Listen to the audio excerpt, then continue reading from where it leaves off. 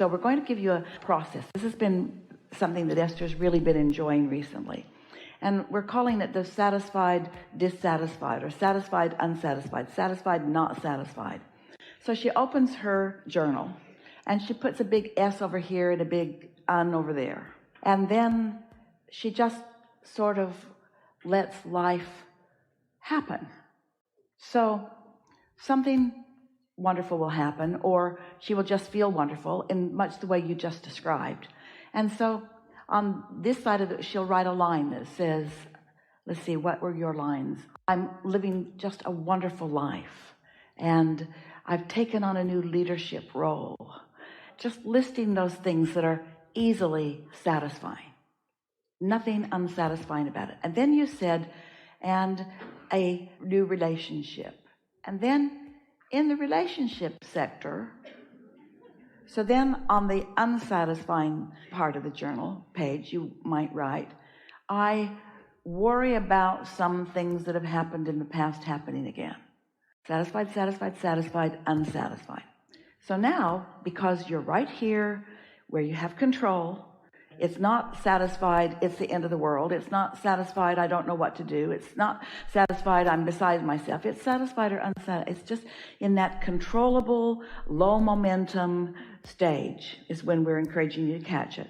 So now you've written that. And now, if you will, take that idea that you just wrote, I am thinking about the unpleasant what ifs.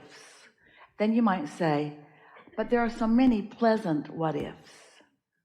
And I have no reason to think about unpleasant what ifs. These are just habits of thought, and things are going extremely well. And it's so unnecessary that I bring the past into this because it has nothing to do with it. So now you've got satisfied, satisfied, satisfied, not satisfied, satisfied.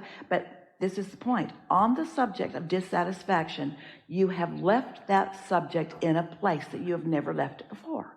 Well, probably doing that today is not going to do the trick completely, because there were a lot of things that you were worried about. Every relationship has a certain amount of insecurity within it. In other words, when your happiness seems like part of the reason is because of this other person, then this other person sticking around feels like a pretty important thing. We get how knowing what you really want can make you know what you don't want. But if you play this game with yourself, it won't be long before there will be a new place that you've left it. When you're in concert with your inner being, under the influence of your inner being, your attraction power is way, way, way, way, way, way more than when you're not.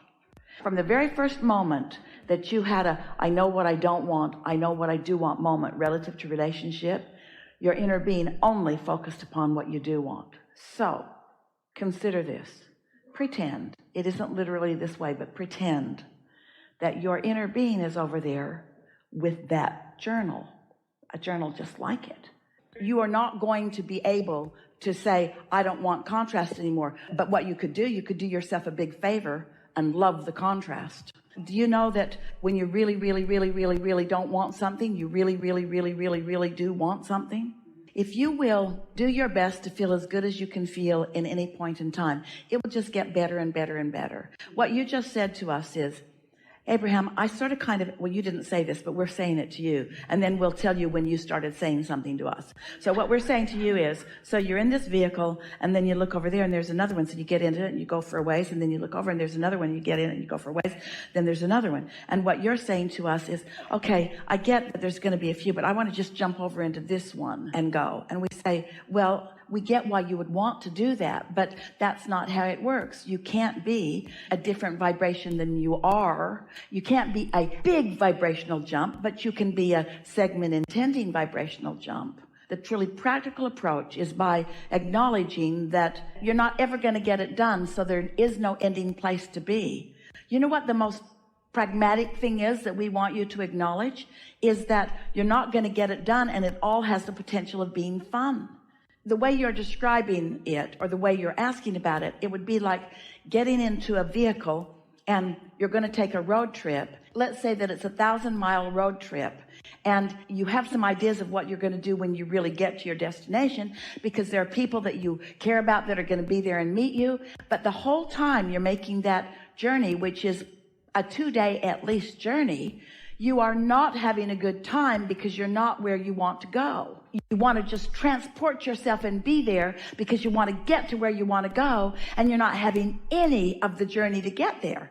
And what we want you to acknowledge is that there is a journey, and it has the potential of being as good as you'll let it be. And just because it's not all the way to where you want to be doesn't mean that there aren't things that you will enjoy about it.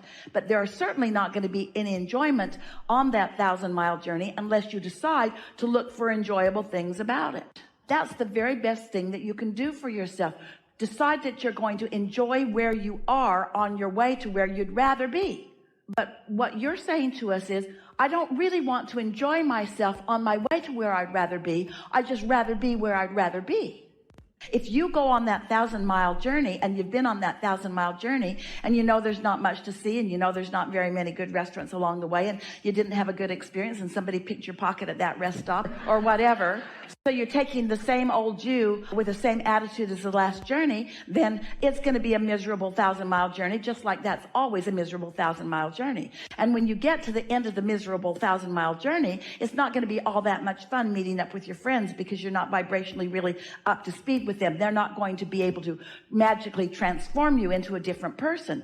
But if you've stepped into that journey with new segment intending, if you're new on this journey instead of old on this journey, if you've got a new vibrational intentionality on this journey rather than the old stuff, now you're going to rendezvous with a sunrise like you've never seen before. You're going to rendezvous with maybe someone at the rest stop or someone in the restaurant who's going to really activate something within you. You're going to rendezvous with the blossoming of cactuses out in the desert, and you're going to stop and see something beautiful that you've not seen before. Somebody's going to have their little dog get loose off the leash, and the little dog is going to come over and play with you a little bit. All kinds of things can happen on this new 1,000-mile journey that you've made many, many times before because you're new in the journey. Because you've segment intended. And every time you segment intend, then your expectation of the newness is there. And when your expectation of newness is there, then you've unleashed the magic. Because the universe knows everything that you've ever wanted and everything that you've ever intended. And your inner being knows you don't have to be 1,000 miles down the road before the magic starts. The magic can start the minute that you're awake and alive in your body. There are wonderful things that can manifest in your experience everywhere, except for the expectation that you hold that there's no magic for this 1,000 miles. The magic won't start until I get over there. Your relationship with wonderful things happening doesn't have anything to do with anybody else who is there or any place that you stand on the planet. It has only to do with your relationship and the things that you've asked for that are in your vortex.